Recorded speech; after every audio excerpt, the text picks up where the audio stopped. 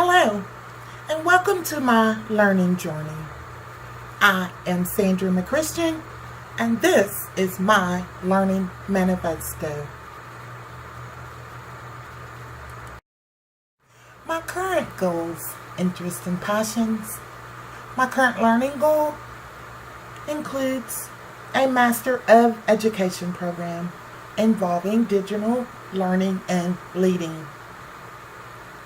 My work involves teaching business and learning to improve my skills as a new teacher by using effective theories, innovative ideas, and practical pedagogy. Learning to improve my skills and my teacher practices, accepting diversity within the classroom, and learning skills dedicated to student-centered teaching. When I am not working or studying, I love to volunteer within my community and church, working with youth programs. My journey of my past, present, and future includes years of working in human resource at a corporate level, also lots of years in training in business management. I have took those skills and learning experiences and incorporated into a new career. I am now a new teacher teaching business and technology to 6th through 12th grades. My contributions as a teacher, I strive to leave no questions unanswered. I encourage critical thinking, insightful questions, present current data, and using effective theories and innovative practices. I want to be considered as an informed teacher while making positive changes. I am a lifelong learner. There is much to be learned. Whether I'm learning through life experiences or just learning to develop my practices as a teacher, my goal is to improve my skills through knowledge. Next, we will discuss what is wrong with education and what should the world do to enhance or fix it. In my opinion, student voices and choice should be heard. Teachers around the world need to introduce more student voice into the learning process. This can be accomplished by using instructional approaches and techniques that are based on student choices, interests, passions, and of course, ambitions. When we discuss learners' choice, we need to give learners choice in how they want to learn the content. We should give learners choice on what they know, what they learn. We should also give learners choice to study topics based on personal interests and goals. We should be a tour guide of learning possibilities. Show learners the possibilities and then get out of the way and let them learn. When it comes to learners' voice, we should give learners an opportunity to use their unique voices to show what they know, what they learn. Voice comes in many forms. Give learners options to use their voice in a way that works best for them. We should help learners find authentic audiences with whom they can share their voice. We should give learners a say in how their school and classroom operates, being part of the democratic process. According to Joshua Block, education works when people have opportunities to find and develop unaccessed or unknown voices and skills. Opportunities for flexibility and choice assist learners in finding passion, voice, and revelation through their work. And you say, well, why? Why learner's choice? Why learner's voice? Because student voice matters. Block also states that learning that incorporates students' choice provides a pathway for students to fully, genuinely invest themselves in quality work that matters. Participating in learning design allows students to make meaning of content on their own terms.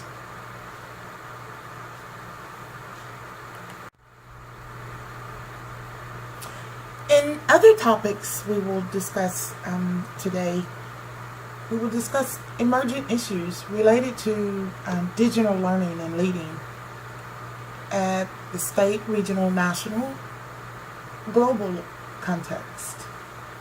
I'll offer you in reference to an article written by David Nagel. He offers us the 6 technology challenges facing in education today. Let's take a look at number 1, is professional development.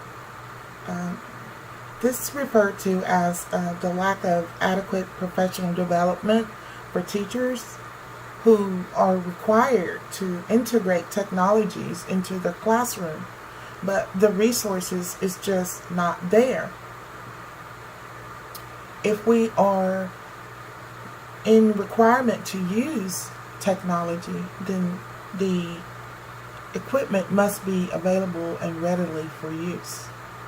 Number 2, resistance to change. As teachers, we have to embrace technology. Our world exists around technology pretty much all day, every day. But teachers often see the use of technology in their classrooms pretty much as an outside of the scope of their job description. Let's take a look at number 3, where mocks versus direct interaction type of learning, which is one of the hottest topics in higher education. Distance learning versus in-personal learning. Mocks really is massive online course type of learning. And then you have direct interaction, meaning on the campus, within activities, sororities, daily activities.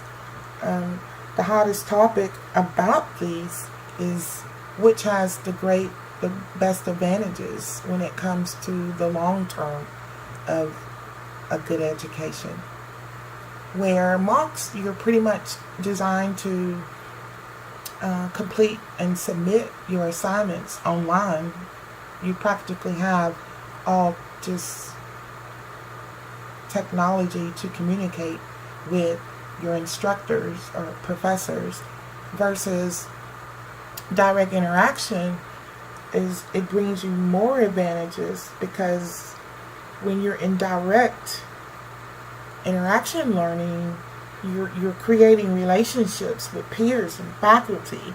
You're developing future networks, and sometimes those type of resources can be very valuable and can come in handy when it comes to career planning. Another topic with mocks versus direct interaction is the accreditation of the accreditation suffers in comparison to an on-campus degree.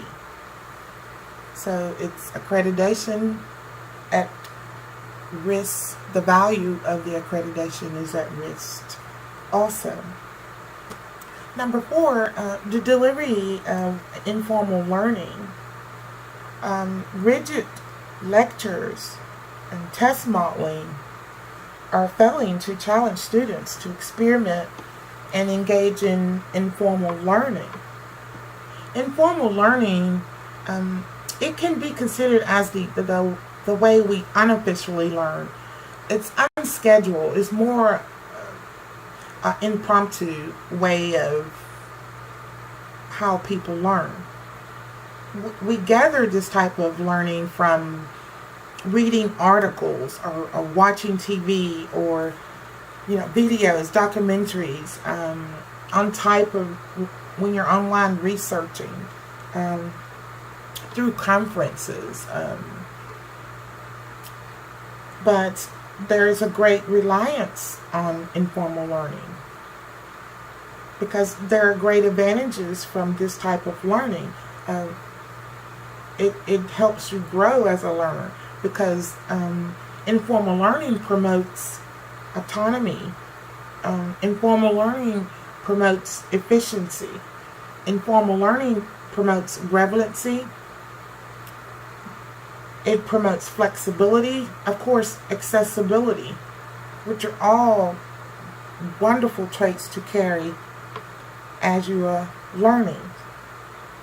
We will also take a look at failure to personalize learning, more of a student-centered type of learning.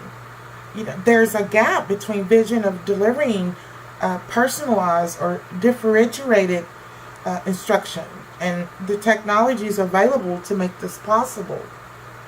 Teachers definitely see the need for personalized learning, but most of the time they aren't given the tools, the resources to meet the goals that are required. Of course, we want to take a look at failure to use technology or to deliver effective formative assessments. Even over recent years, we have seen a welcome rise in the use of formative assessments in education. However, there is still an assessment gap in how changes in the curriculum and new skill demands are implemented in education. So personalized learning, or more of a student-centered learning, it's just more distinct to the need of the student, and that type of learning that applies to interest and their cultural backgrounds, their goals, what their long-term decisions can be applied. And teachers need support. They need the support to build this academic structure. They need support in coming up with great strategies to overcome obstacles. They need support from their peers, administrators, the whole entire district in that learning community. A lot of these goals simply can be accomplished by just employing a wide variety of educational methods and incurring instructional strategies inside the classroom to redesign the ways in which students are grouped or perhaps taught in a school or inside the classroom.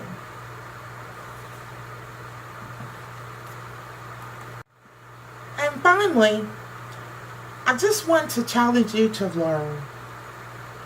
Learn something new every day, because you are never too old to learn, and every day is a good day to learn. So today, take a chance and learn something new. Thank you for joining me for my Learning Manifesto. I hope this information has been helpful for you in some type of way. Thank you.